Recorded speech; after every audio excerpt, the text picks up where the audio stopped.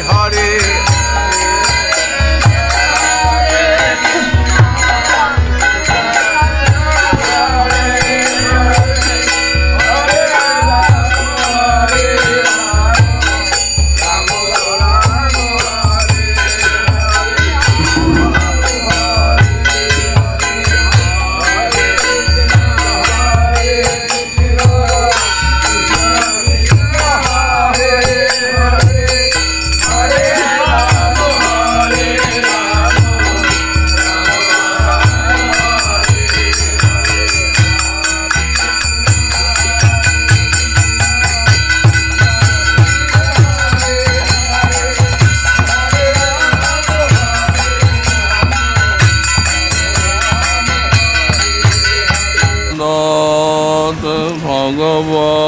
प्रसादो जैसा प्रसादान्नगति कुतोपि ध्यायुं स्तुवं तस्य यशस्त्रिसन्ध्यां वन्दे गुरो श्रीचरणरविन्दम्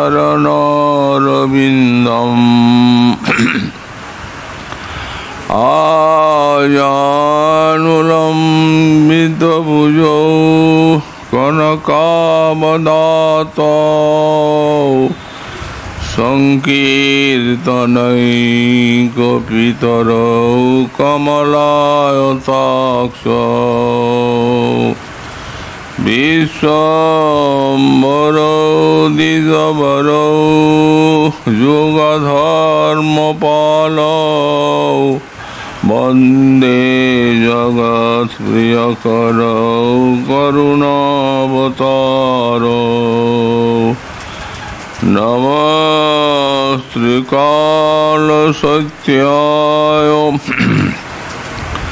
जगन्नाथसुताय च सवृताय सपुत्राय सकलत्राय ते नमः बर्हापीडाभिरामं मृगमदतिलकं कुण्डलाक्रान्तगण्डां पञ्चाक्षं कम्बुकण्ठं स्मितसुभगमुखं स्वादुरेणस्तवीनुम् श्यामं शान्तं त्रिभङ्गं रविकरवसनं भूषितं वैजयन्त्या वन्दे वृन्दावनस्थं युवतिशतवृतं ब्रह्मगोपालवेशम्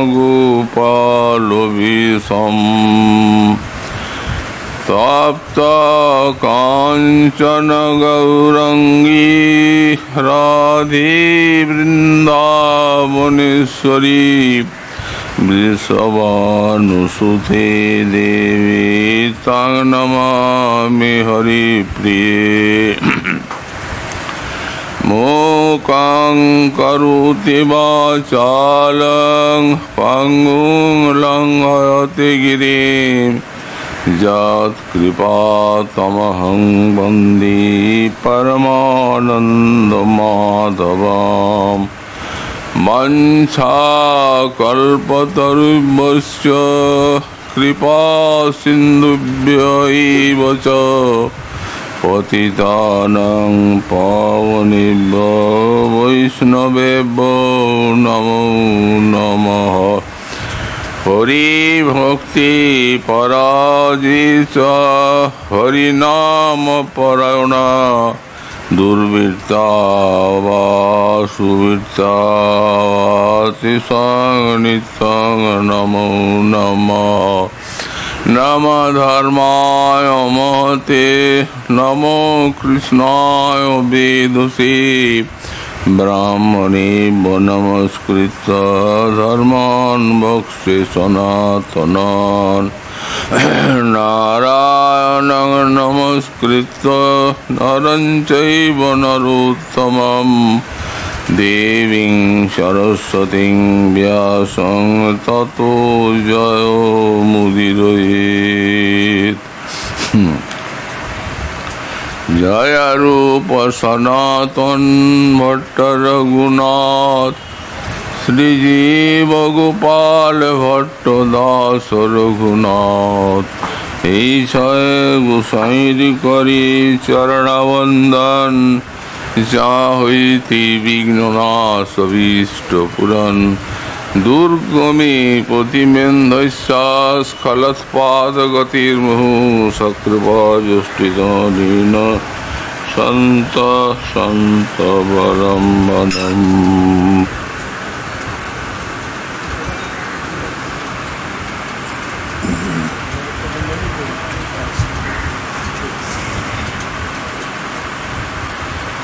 श्रद्धामृतो कथायां मे सत्सानमदनुकीर्तनं परिनिष्ठा च पूजायां स्तुतिभिः स्तवनं मम।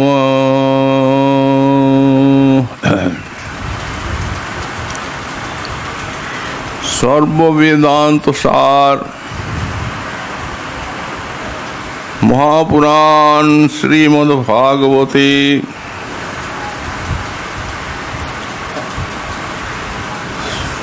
श्री भगवान स्वयं श्रीमुखे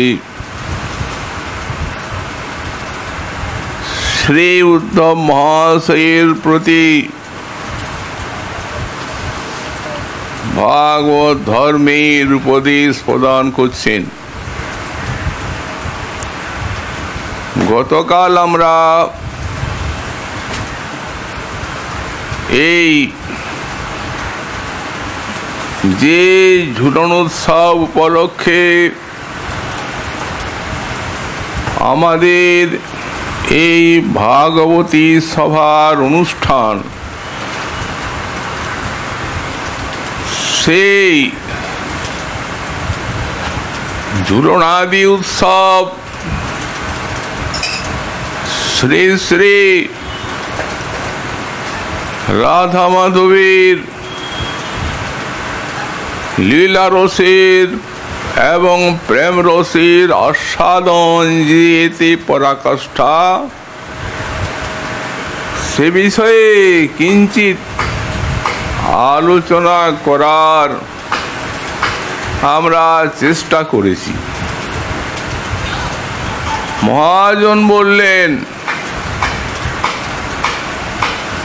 কৃষ্ণ মাধুরী কে আস্বাদন করেন? কারা?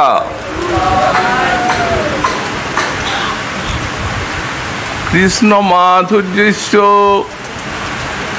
প্রেমৈক সাধ্যত্তম। আবার জৈস্য যাবান প্রেমা স তাবানেব কৃষ্ণ মাধুর্যম আস্বাদয়তি। ন তু সর্বে সমানম। এই কৃষ্ণ মাধুর্য একমাত্র প্রেমের দ্বারা আস্বাদিত হন।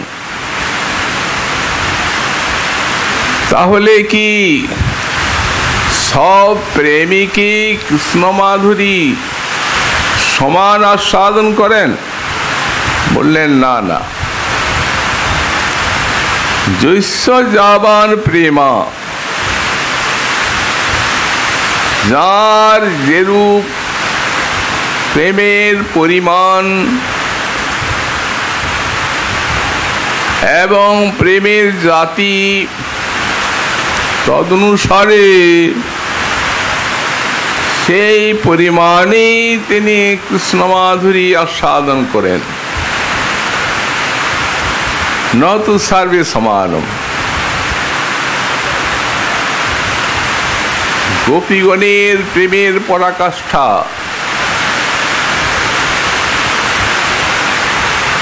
মহাভাব, রাধারানীর সাক্ষাৎ মাদনাক্ষ রস। এই জন্য প্রেম ক্রমে ক্রমে বর্ধিত হয়ে যেখানে পরাকাষ্ঠা প্রাপ্ত হয়, সেইটি হচ্ছে গোপীর প্রেম। অতএব এই প্রেম দ্বারে নিত্য রাধিকা একলি আমার মাধুর্যামৃত আস্বাদে সকলি। কৃষ্ণ মাধুর্য অনন্ত অফিরন্ত অসীম, এক বিন্দুতেই যার জগৎ ডুবে যায়, এমন কৃষ্ণ মাধুরীর প্রভাব।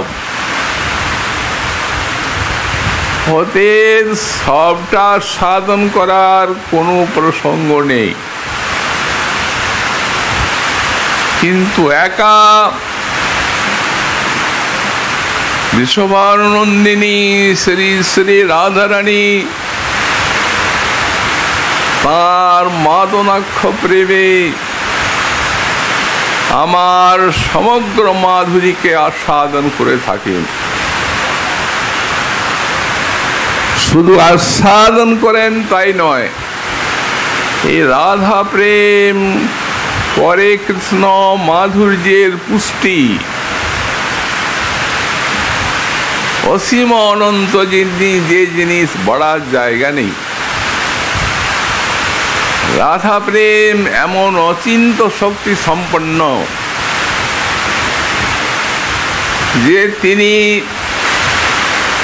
সেই বারবার যার জায়গা নেই এমন কৃষ্ণ মাধুর্যকে বাড়িয়ে থাকেন।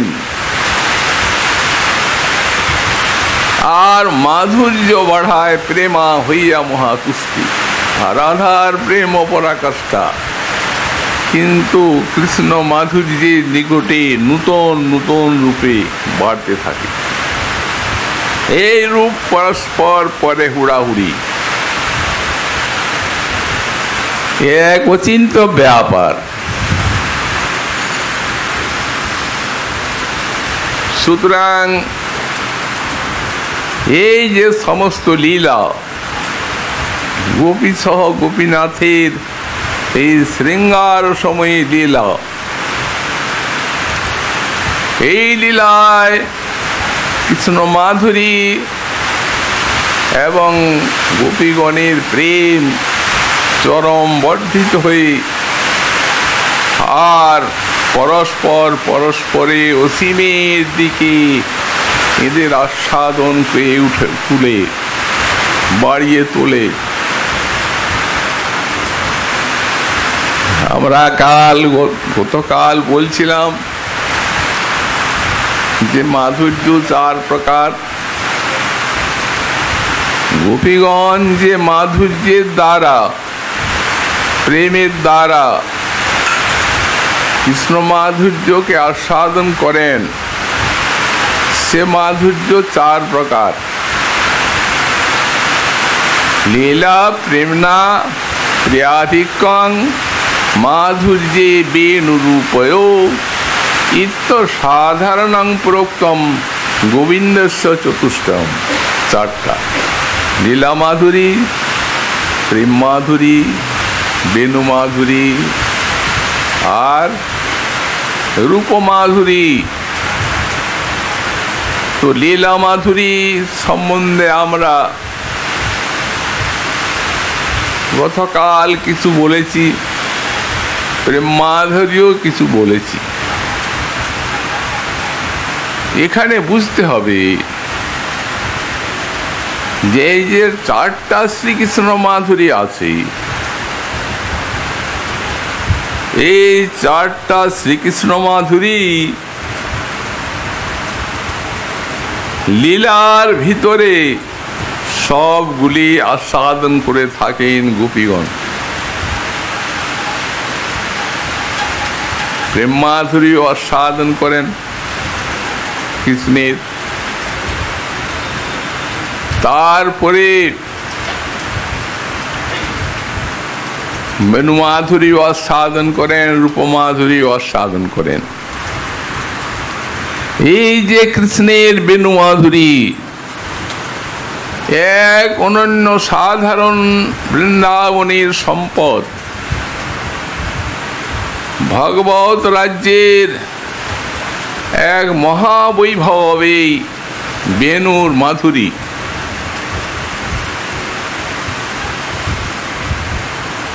দেবর্ষির বিনা বাজে প্রহ্লাদ আদি সব ভক্তগণ প্রেমে মেতে যান। সনকাদির ধ্যান ভঙ্গ হয়। শ্রীমন মহাদেবের তান যন্ত্র বাজে। বিষ্ণু সেই নাদ শুনে গলে যান।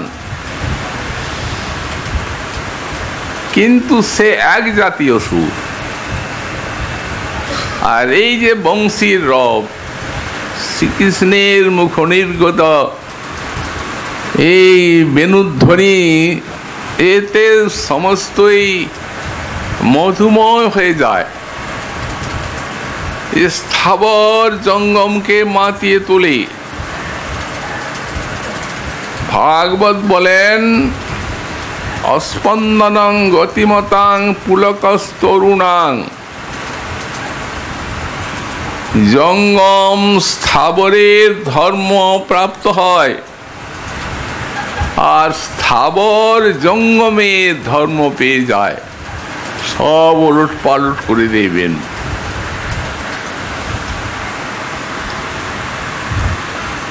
শ্লোক দৃষ্টান্ত দিলেন মহাজন। রুন্দনম রুবৃত সংস্কৃতি পরং কুর্বন মুহুস্তুম্বুরুম ধ্যানাদন্তরায়ণ সনন্দন মুখান বিস্মাপয়ন বিধসম অৎসুকাবলিভি বলিং চটুলয়ন ভোগীন্দ্র মাঘূর্ণয়ন ভিন্দন্ন কটাহ মৃত্যুমবিতু বভ্রাম বংশীধ্বনি। পরব্রহ্মের অধরে বাজছে এই নাদ ব্রহ্ম ব্যাপক হতে উঠছে বেণুধ্বনি উপরে। বৃন্দাবনের কেন্দ্রে নিপতরু মূলে দাঁড়িয়ে ত্রিভঙ্গ ভঙ্গি মঠামে কৃষ্ণ বেণু বাদন করছেন। আকাশের গা বেয়ে স্বর উঠছে। সেই মাথার উপরে সব মেঘগুলি বাতাসের হিল্লোলে ভেসে ভেসে যাচ্ছে। বেণুনাথ সেইখানে পৌঁছেছে। রুন্দনম্বুভৃত, এই সেই যে অম্বুভৃত অর্থাৎ সেই মেঘ, সে মেঘের গতিকে রোধ করে দিয়েছে, আর চলতে পারছে না। চমৎকৃতি পরং কুর্বন মুহুস্তুম্বুরুম, উঠে গেল গন্ধর্ব লোকে। তুম্বুরু নামক গন্ধর্ব তার বিস্ময় উৎপাদন করল।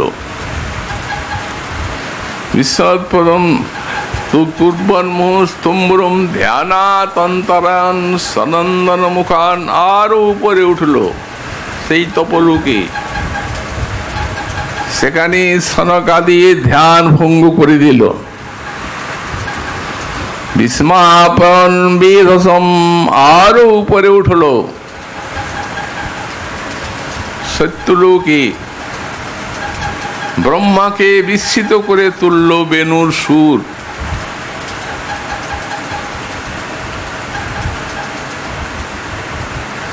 বিস্মাপন বেদসম মৎসুকাবলিভি বলিং চটুলয়ন। এখন ওইটাই তো শেষ, নিচে নেমে গেল।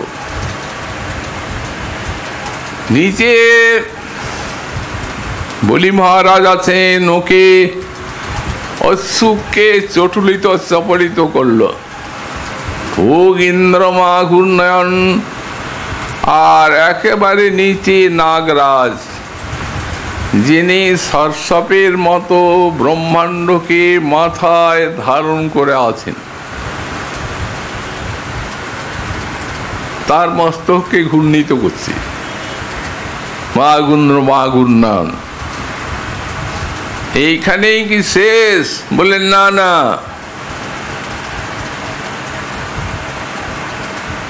এই ব্রহ্মাণ্ডকে ভেদ করলো ব্রহ্মাণ্ডের আবরণ বেণুনাথ।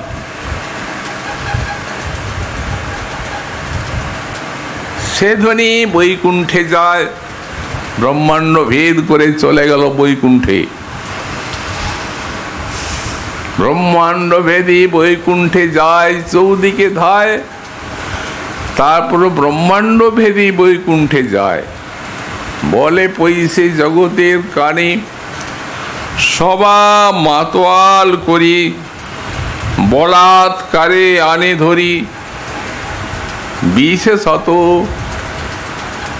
এই যুবতীর গণে।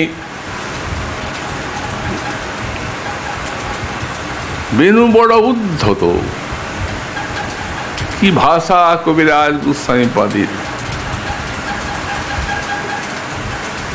রসটিকে মূর্ত করে দিয়েছেন। বেণুব্রত উদ্ধত, পতিব্রতার ভাঙে ব্রত, অতিকূল হইতে টানি আনে। বৈকুণ্ঠে লক্ষ্মীগণে যে বা করে আকর্ষণে, তার আগে কে বা গোপীগণে? আরে বেণুনাথ গোপীকে আকর্ষণ করবে, এ আর আশ্চর্যের কথা কি? কিন্তু ঐশ্বর্যের রানী তিনি কমলা, তাকেও আকর্ষণ করছি।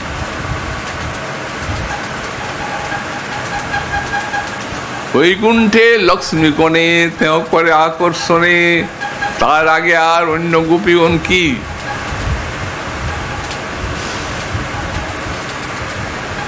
স্থির থাকতে না পেরে বৈকুণ্ঠাধিপতির যে কমলা, উনি বৃন্দাবনে এলেন। এই কৃষ্ণের সঙ্গে মিলনের নিমিত্ত উনি প্রার্থনা করলেন। গোপী বললেন তাও সম্ভব, ঐশ্বর্যের রানী,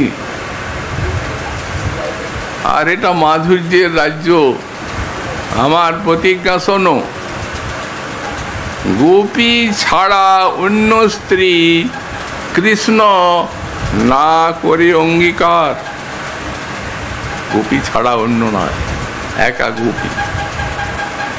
গোপীর ভিতরে রয়েছে মহাভাব। ঐশ্বর্যের রাজ্যের ঠাকুরানী তিনি কৃষ্ণ সঙ্গে চান, পাবেন কি করে? কিন্তু যেতে পারলেন না। কৃষ্ণের সেই মাধুরী তাকে আটকে দিল বৃন্দাবনে। বললেন না দাও, না পাবো, না পাবো। কিন্তু তপস্যা করে আর তোমায় লাভ করব। তপস্যা আরম্ভ করলেন কমলা ঠাকুরানী। বেল বনে তপস্যা করছেন, এখনো পান নাই এবং পাবেন না। কেননা ব্যাস মুনি ভাগবতে বলে রেখেছেন,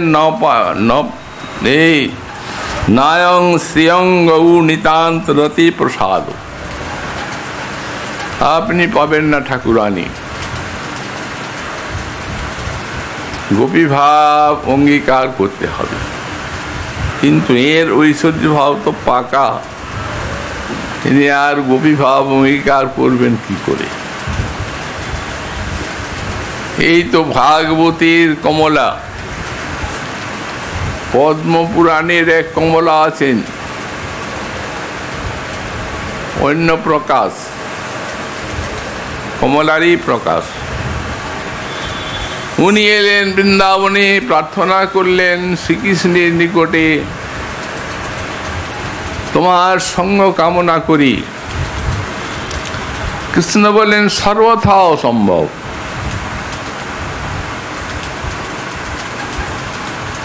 তখন কমলা একটু বিমনা হয়ে পড়লেন, কৃষ্ণেরও মনে দুঃখ হলো। বললেন তুমি আমাকে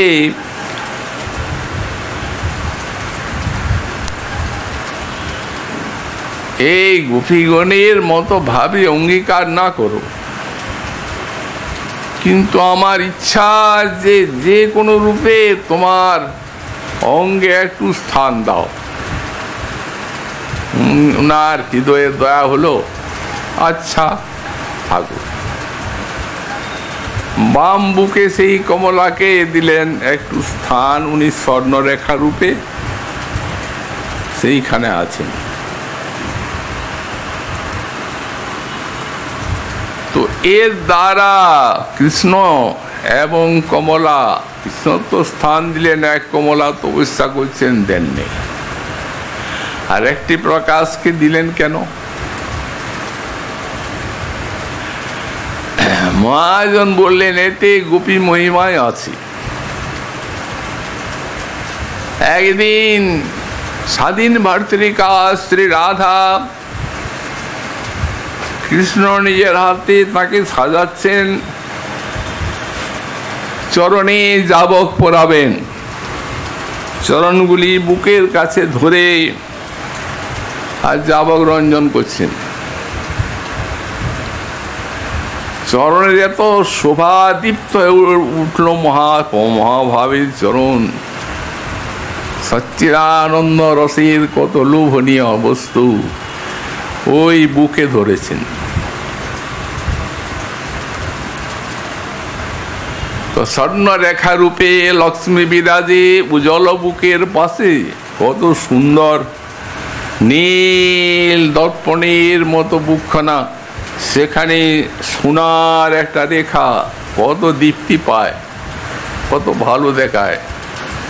কিন্তু তাহারে আবরি যাবক মণ্ডল গৌরবের ভরে হাসে।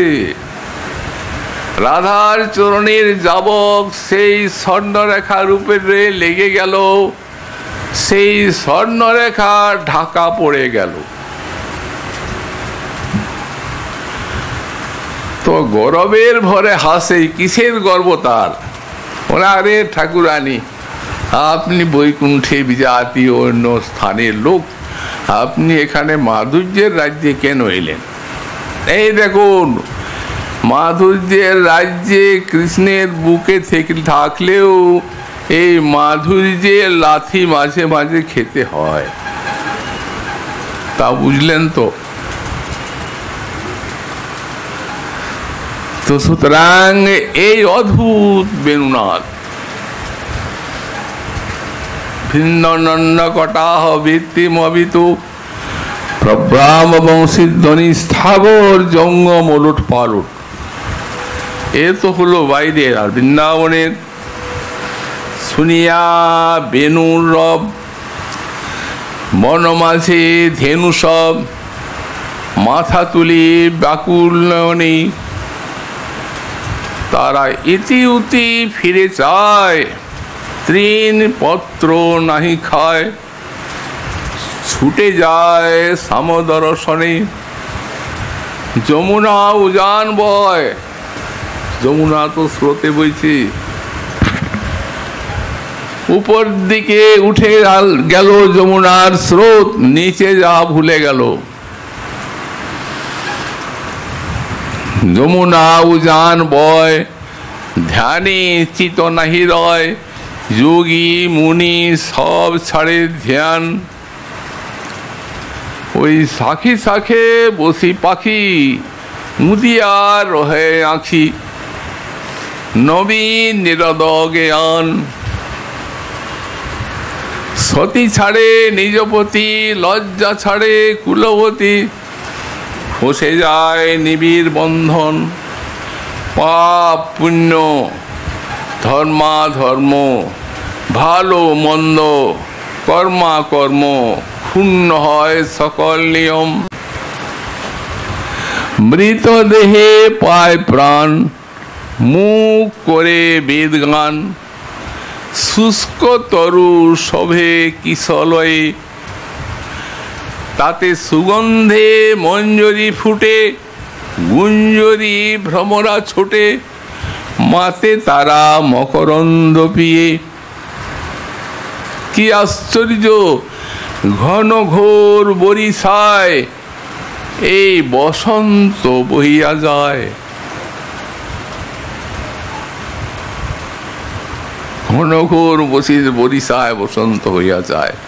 পিকবধূ গায়ে কলতানি, জরাজীর্ণ দেহ মাঝে নবরসে প্রাণ রাজে। এই স্বামীর বাঁশরি মধু গানে, এই শ্যাম সুন্দরের মধুময় বাঁশির সুরে বৃন্দাবনে এই রূপ সবকে ওলট পালট করে। প্রতিব্রতার ভাগে ব্রত প্রতিকূল হইতে টানি আনে। এ কি পরব্রহ্ম ভগবান স্বয়ং পরিত্রাণাং সাধুনাং বিনাশায় চতুষ্কৃতাং ধর্ম সংস্থাপনার্থায় সম্ভবামি। আমি ধর্ম স্থাপনের জন্য অবতীর্ণ হয়ে নিজের মুখেই গীতায় বলেছেন। আর পতিব্রতার পাতিব্রত ধর্মকে নষ্ট করে দিচ্ছেন।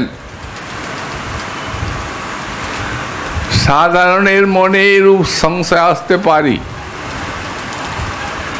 বললেন না না, তা নয়। এই জগতে এই স্ত্রী দেহ পুরুষ দেহ এটা জীবের স্বরূপ নয়। জীব স্বরূপত ভগবানের তটস্থা শক্তি। জীব স্বরূপতই এই স্ত্রী জাতি। গৌড়ীয় বৈষ্ণব জানেন, যখন গুরুপাদ আশ্রয় করলেন, উপাসনা দিলেন গুরুদেব, তখন একটা স্ত্রী রূপের এই গোপী মঞ্জরি রূপের একটা একাদশ ভাব দিয়ে দিলেন। ওটা সাধনার ধন। চরম সাধনা করে আর ওইটি পেতে হবে, তবে তো এইখানে বৃন্দাবনের সেবা লাভ হবে। তো সুতরাং ধর্মকে ঘুষিয়ে সেই পরম ধর্মে নিয়ে যাচ্ছেন। পতিব্রতার ভাগে ব্রত প্রতিকূল হইতে টানি আনে, এটার এই মর্ম। এই প্রকারে এই বংশী মাধুরীর স্বভাব। তারপরে একটি আছে অনন্য সাধারণ রূপ মাধুরী। সে কি অদ্ভুত! মহাপ্রভু বলছেন, উপদেশ দিচ্ছেন কৃষ্ণরূপ বর্ণনার। ধন্য কবিরাজ গোস্বামী পাদ, ধন্য তার অমৃত শ্রাবী লেখনী। কৃষ্ণের মধুর রূপ শুনো সনাতন, যে রূপের এক কণ ডুবায় সর্বভুবন, সর্বপ্রাণী করে আকর্ষণ। কৃষ্ণ মাধুর্যের সবটা দরকার হয় না ব্রহ্মাণ্ডকে ডোবাবার জন্য, এক বিন্দু। সর্বপ্রাণী করে আকর্ষণ, যোগমায়া চিৎশক্তি, বিশুদ্ধ সত্য পরিণতি, সে তারই শক্তি লোকে দেখাইতি। এই রূপরতন ভক্তগণের গুণধন প্রকট কইল নিত্যলীলা হইতে। কি আশ্চর্য! নিজের রূপ দেখে নিজে কেউ মোহিত হন না, কিন্তু কৃষ্ণরূপের মাধুরী রূপ দেখে আপনার কৃষ্ণের হইল চমৎকার, আস্বাদিতে মনে উঠে কাম। যার ফলে আজ বিশ্ববাসী শ্রীমন মহাপ্রভুকে পেল।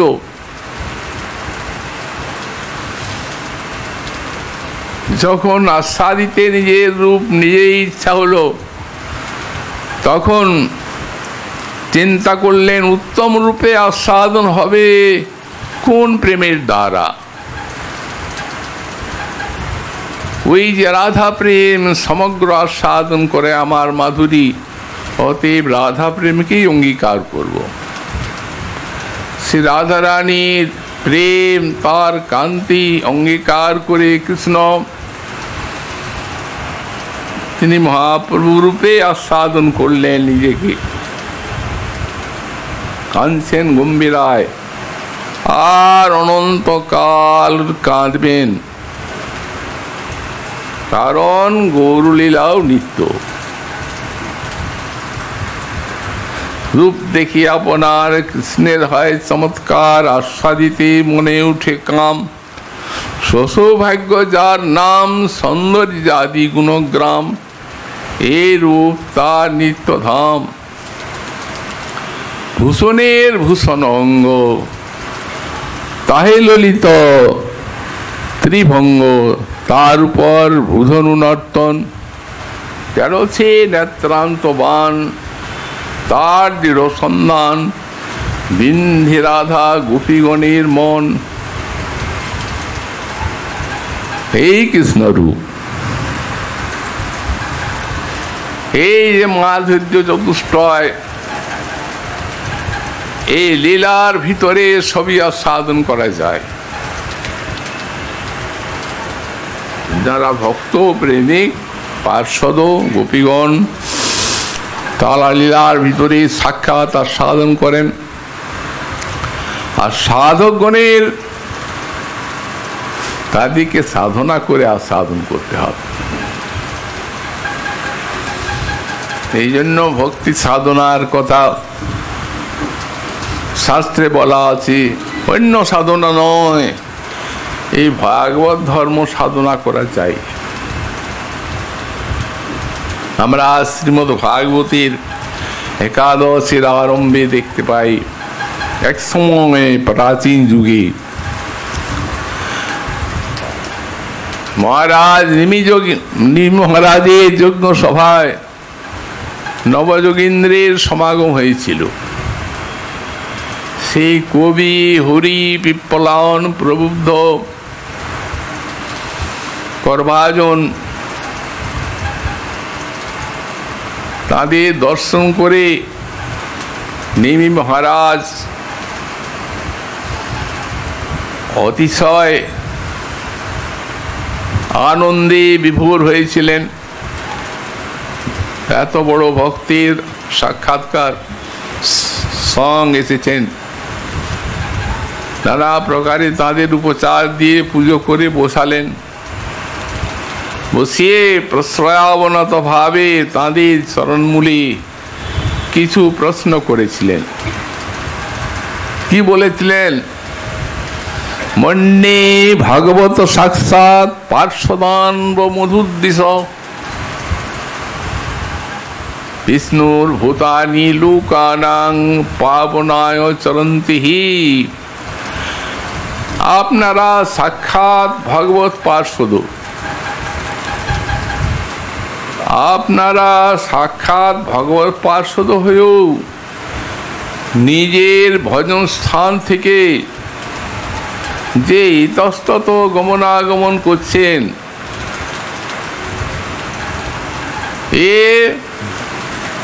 বিষ্ণুর ভূতানি লোকানাং পাবনায়, অর্থাৎ যারা ভগবানের দাস তারা জগৎকে পবিত্র করার জন্য সারা বিশ্বে ঘুরে বেড়ান।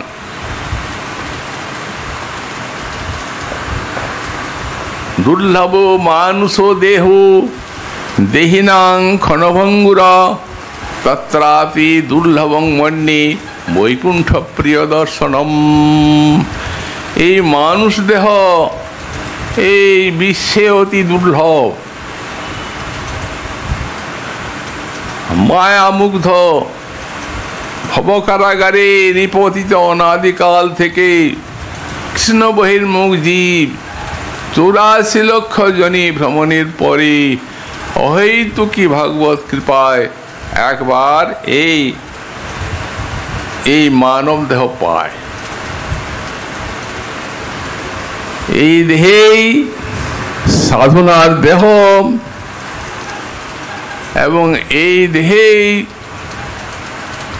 জীবকে স্বরূপে অবস্থিত হয়ে ভগবানের সেবা পেয়ে আর ধন্য হতে হবে। যদি কেউ বলেন সে তো ক্ষণভঙ্গুর, বেশি সময় তো থাকে না, কবে শেষ হবে তা তো জানা নেই। বললেন যদ্যপি ক্ষণভঙ্গুর তত্রাপি দুর্লভং মন্যে। দেহটা যদ্যপিও ক্ষণভঙ্গুর, তথাপি এটিকে দুর্লভ বলে মনে করি। স্বল্প সময়েও ভগবানের কৃপা লাভ করা যায়। ভাগবতে আমরা একটা কথা দেখতে পাই, ভাগবত বলছেন আয়ুর বৈ হরতি পুংসাম উদ্দন্নাস্তঞ্চ জন্নসৌ তৎসত্যেজৎ খননীত উত্তম শ্লোক বার্তয়া। এই যে সূর্যদেব উঠছেন ডুবে যাচ্ছেন, আবার উঠছেন ডুবে যাচ্ছেন, এক দিন করে, আর সমগ্র ব্রহ্মাণ্ডের জীবের আয়ুকে হরণ করে নিচ্ছেন। ভান্ডারে যে আয়ু ছিল আজ এই দিন কমে গেল। দুর্ভাগা জীব এই মানব দেহে থেকেও জ্ঞানের বুদ্ধির দেহেও টের পায় না। গেল একটা দিন, তার কোনো হিসেব রাখে না। এভাবে একদিন করতে করতে করতেই তো শেষ। কারো ক্ষমতা নাই এই স্রোতকে বাধা দেয়। কিন্তু বলছেন কতকগুলি জীবের আয়ুকে সূর্যদেব হরণ করেন না। বললেন তা কারা তারা? বললেন যারা সারা জীবনে এক মুহূর্তকালও ভগবানের কথাতে, তার কথামৃত শ্রবণে অতিবাহিত করেছেন, তার আয়ুকে সূর্য হরণ করেন না, ছেড়ে দেন। আচ্ছা, কতক্ষণ ছাড়েন? ওই যেটুকু সময় কৃষ্ণ কথা শুনলেন, ওই সেইটুকুই সময় ছাড়লেন না, সারা আয়ুকে ছেড়ে দিলেন? বললেন সারা আয়ু ছেড়ে দিলেন, আর হরণ করবেন না।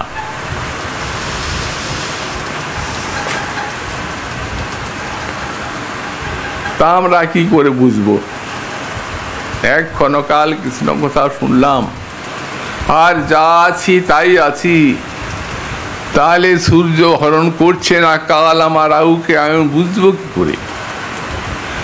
বলবেন বুঝবেন আপনি, বুঝুন আর না বুঝুন। কিন্তু শাস্ত্র মহাজন বলেন, ভাগবত বলেন যে সেই মুহূর্তটি আপনার হৃদয়ে এমন একটি আস্বাদনের মাধুরী দিয়ে গেল যে আর আপনি ওই হরিনাম হরি কথা ছাড়া থাকতে পারবেন না। ধীরে ধীরে ধীরে ধীরে ধীরে ধীরে আপনার সারা জীবনটি হরিভজনময় হয়ে যাবে। শ্রীজীব গোস্বামী ব্যাখ্যাতে লিখেছেন তাও তৈব সর্বসাফল্যাতিথি ভাব, অর্থাৎ সেই এক মুহূর্তেই সর্বসাফল্য হয়ে গেল। আর ভক্ত জীবনের উপরে কালের কোনো প্রভাব নেই। মহাশয়, যারা সারা জীবন ভজন করছেন দেখছি তারাও নানা রোগ শোকে কাতর হয়ে একদিন মরে যাচ্ছেন। তো সেই রকম ভক্ত ব্যক্তি যদি কিছু অমর হয়ে থাকতেন তো এই আপনার কথায় বিশ্বাস করতাম।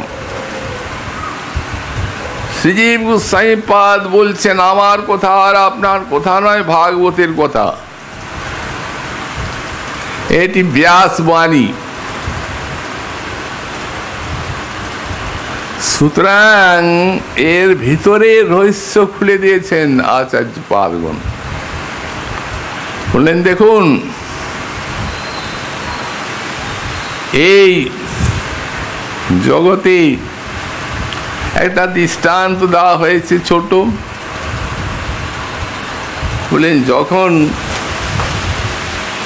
বিড়ালি ইঁদুরকে ধরে কামড় মারে তখন তার ঘাড় ভেঙে খেয়ে ফেলে, আর সেই বিড়ালি দেখবেন শীতকালে ওই রাত্রের সময়ে তার বাচ্চাগুলোকে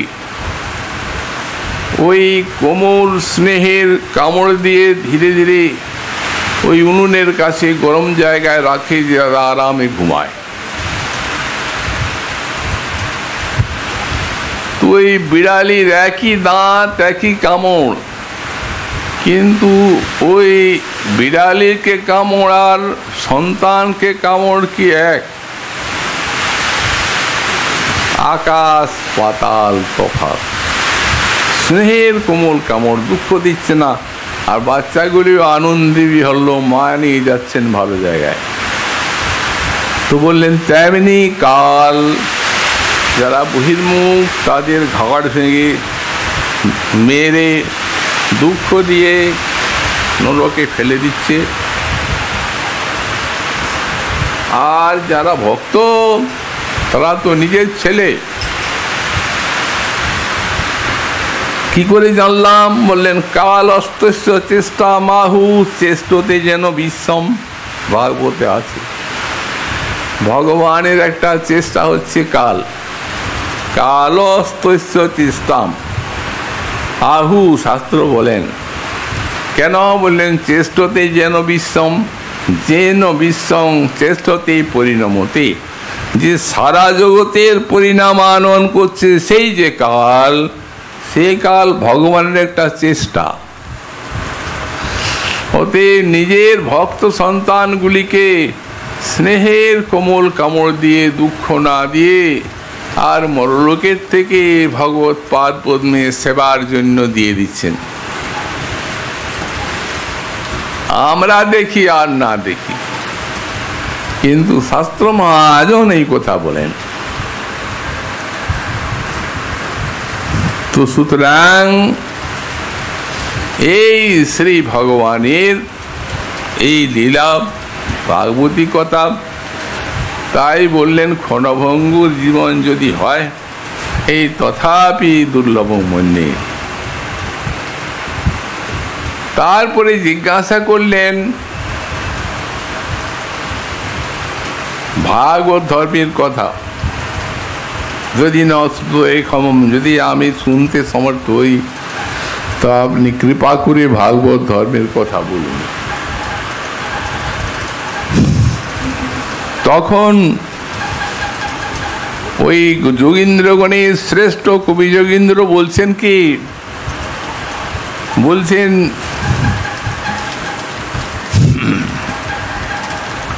যে রূপ চেষ্টা,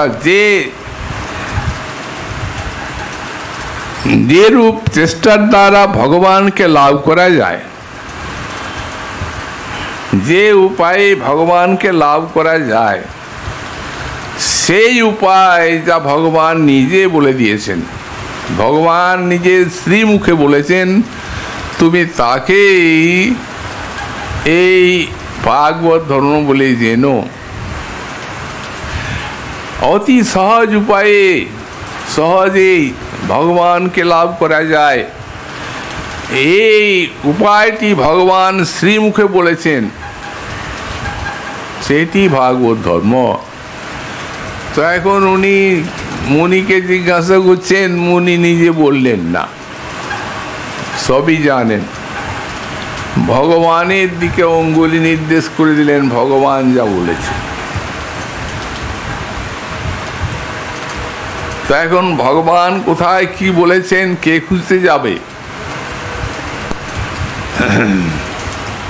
বললেন ভগবানই বলেছেন ঠিক, তার কথাগুলি মুনিগণ প্রচার করেছেন। কারণ ভাগবত ধর্মের ফল হচ্ছে ভক্তি প্রেম, যার দ্বারা ভগবানকে লাভ করা যায়। তো কি উপায়ে কোথায় ভগবানকে লাভ করা যায়, এই উপায়টি ভগবান নিজ মুখে বললে সেটি যেমন নিখুঁত এবং সত্য হবে, যদি অন্য কেউ বলেন তাহলে তো সেরূপ হবে না। এই জন্যই মুনি বললেন যে বই ভগবতা প্রোক্তা উপায়া আত্মলব্ধই অঞ্জপুংসাম অবিদুষাং বিদ্ধি ভাগবতান হিতান। হে মহারাজ, তুমি তাকেই ভাগবত ধর্ম বলে জেনো। তাকে যে বই ভগবতা প্রোক্তা, যা ভগবান শ্রীমুখে বলেছেন, উপায়া যে উপায় আত্মলব্ধই অর্থাৎ ভগবানকে পাওয়ার জন্য, অঞ্জ সহজে, অবিদুষাং পুংসাঙ্গপি কি পুনঃবিদুষাং সাধারণ অজ্ঞ মানুষও যে উপায়ের দ্বারা ভগবানকে লাভ করতে পারে, সেই উপায়টিকেই তুমি ভগবানের এই ভাগবত ধর্ম বলে জেনো। ভগবান কৃপাময় করুণা করে স্থানে স্থানে তাকে লাভ করার উপায় বলে রেখেছে। শ্রী গীতা, শ্রীমদ্ ভাগবত। শ্রীমদ্ ভাগবতে শ্রী ভগবান তিনি যখন উদ্ধবের প্রতি বিস্তৃত উপদেশ দিচ্ছেন, তখন তিনি কয়েকটি শ্লোকে এই ভাগবত ধর্মের পরিচয় দিয়েছেন। শ্রদ্ধামৃত কথায়াং মে সৎ বেদ অনুকীর্তনম। আমার মেয়ে অমৃত কথায়াং শ্রদ্ধা প্রথম এই ভাগবত ধর্ম। হে উদ্ধব, আমার কথা সাক্ষাৎ অমৃত। এই অমৃত কথায়াং শ্রদ্ধা, ভাগবত ধর্মের প্রথমে আছে এই শ্রবণাঙ্গ ভক্তি। শুনতে হবে সাধু মুখে হরি কথা। যারা হরি কথা অমৃত বাহক, পরিবেশক, তাদের সঙ্গটি জীবনে একটা ধন্য মুহূর্ত। তাদের মুখে ভাগবতে কথা শ্রবণের পর মুহূর্তের থেকে মানবীর জীবনধারা একটা অভিনবতার ভিতর দিয়ে প্রকৃত সার্থকতার দিকে ছুটতে থাকে। এই জন্য তা অমৃত পান করলে যেমন তৎক্ষণাৎ অমর হওয়া যায়, সেই প্রকার ভগবান বলছেন আমার কথা অমৃত। এই অমৃত কথাতে শ্রদ্ধা রাখতে হবে। ভাগবতী বারবার বারবার এই ভাগবতী কথাকে অমৃত বলা হয়েছে।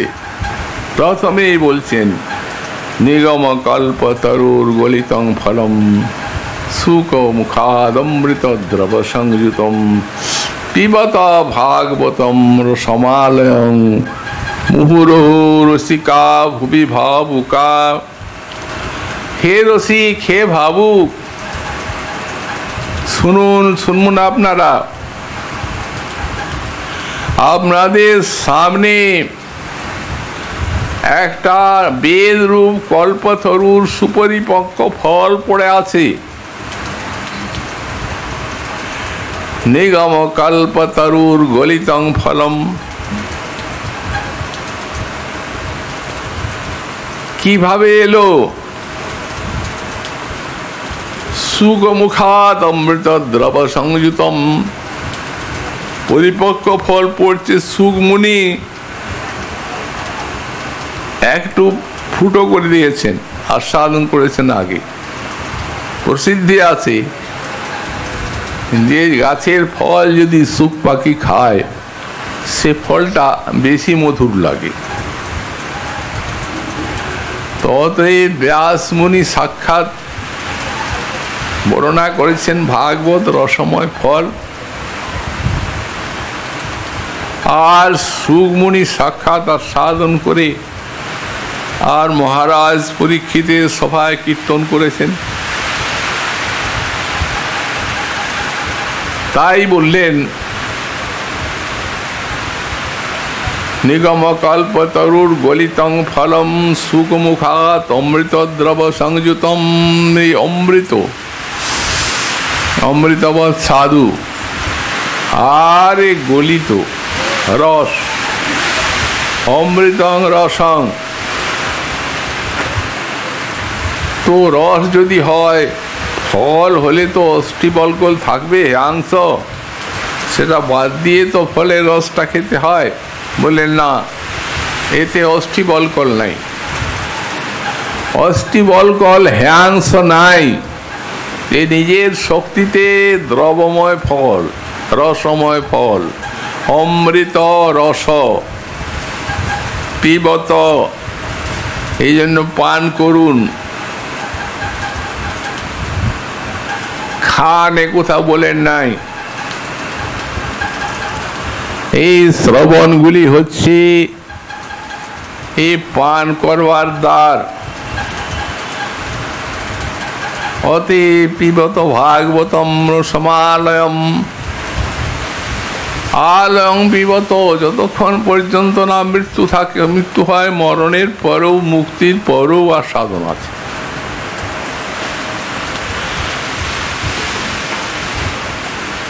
অতএব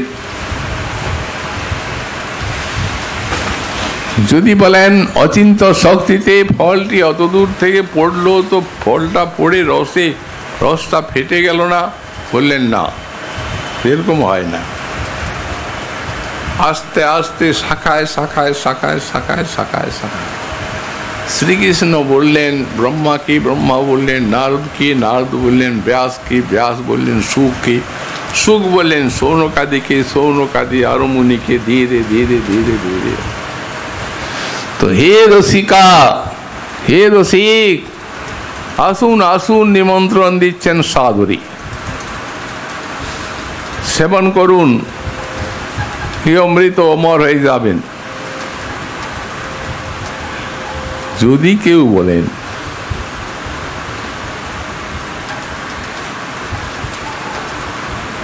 যদি জড় রস আর চিন্ময় রস, দুটি রস,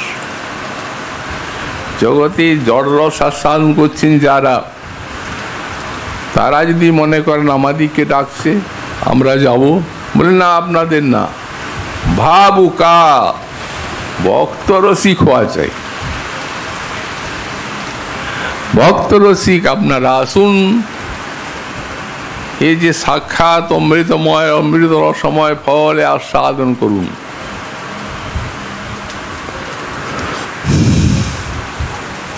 এই জন্য ভাগবতীর এত মহিমা। তাই তো বলা হয়েছে, গোস্বামীপাদ বলেছেন শ্রবণং মধ্যে মধ্যে ভাগবত শ্রবণন্তু পরমশ্রেষ্ঠম। এই যত শাস্ত্র আছে, সমস্ত শাস্ত্র শ্রবণের থেকে এই ভাগবত শ্রবণম, এই ভাগবত শ্রবণ এই পরমশ্রেষ্ঠ।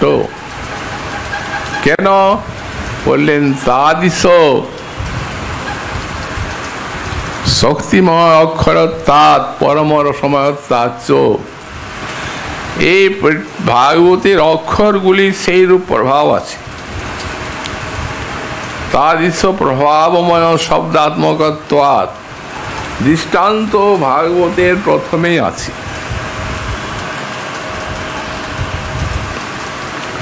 শ্রীমদ্ ভাগবত সমালয়ং মুহুরো রসিকা ভুবি ভাবুকা ধর্ম প্রজ্জিত কৈতবত্র পরমু নির্মৎসরাণাং শতাং বাস্তবমত্র বস্তু শিবদম তাপত্র উন্মূলনম। শ্রীমদ্ ভাগবতে মহামুনিকৃতে কিম্বা পরৈরীশ্বর সদ্য হৃদ্য বরুদ্ধতে প্রকৃতিভি শুশ্রূষভি তৎক্ষণাৎ। বলেন ভাগবত সাক্ষাৎ শোনার কথা ছেড়ে দিন। আপনি মনে ভেবেছিলেন যে অমুক স্থানে ভাগবত হবে, শুনতে যাব, কিন্তু যে সময়ে সেই সময়টি আপনার অন্য কাজ পড়ে গেল, আপনি আসতে পারলেন না। ইচ্ছা করেছিলেন সময় পেলে যাব, বলেন ওই যে ইচ্ছাটা, যে সময়ে শুশ্রূষু নতু শ্রোতা, শোনেন নাই, শোনার ইচ্ছা করেছেন, তৎক্ষণাৎ ভগবান হৃদয় অবরুদ্ধ হয়ে গেলেন।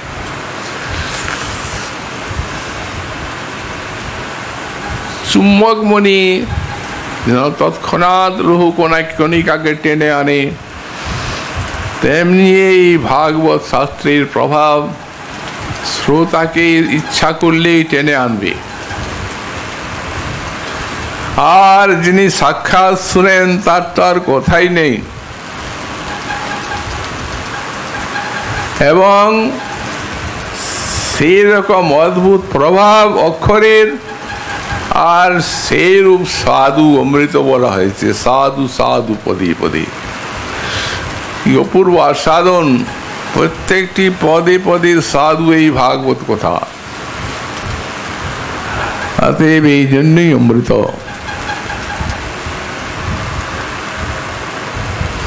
যেহেতু এমন বস্তু পড়ে আছে, সাদরে যারা গ্রহণ না করেন তাদের জন্য এই শ্রীমদ্ ভাগবতী অত্যন্ত আক্ষেপের সঙ্গে তিরস্কার করা হয়েছে। নির্বৃত্ত তর্ষৈরূপগীয়মানাৎ ভবৌষধা শত্রুমনো বিরামাৎ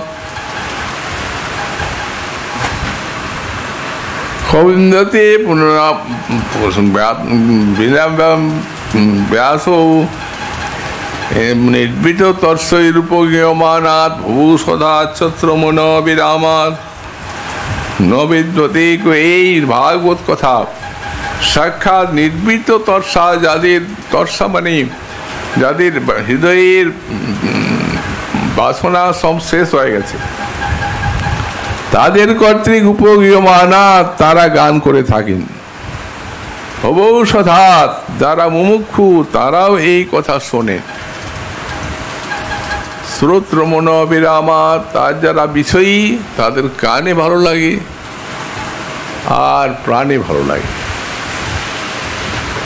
তো এই রূপ ভাগবতী কথা কে না শুনবে বিনা পশুঘ্নাৎ। ব্যাদ প্রকৃতি ব্যক্তি ব্যতীত এই ভাগবতী কথা কে না সাধন করবে, তিরস্কার করছে।